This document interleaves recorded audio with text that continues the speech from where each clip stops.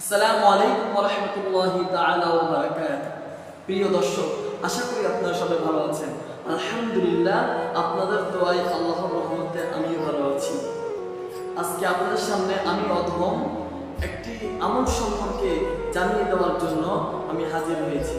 যে আমলটি হচ্ছে, জুমার দিন আসর নামাজের পরে যদি আপনি ৮০ বার করেন, তাহলে আমার আল্লাহ পাক রব্বুল আলামিন আপনার আমলনামা থেকে ৮০ বছরের গুনাহ মাফ করে দিবে এবং ৮০ বছরের সওয়াব আপনার আমলনামার মধ্যে দান করবে। সুবহানাল্লাহ। আসুন আমরা সে আমলটি একটু জেনে আসি। আমলটি হচ্ছে, আল্লাহুম্মা সাল্লি আলা মুহাম্মাদানিন নাবিয়্যিল উম্মিয়্যি ওয়া আলা আলিহি ওয়া সাল্লিম তাসলিমা।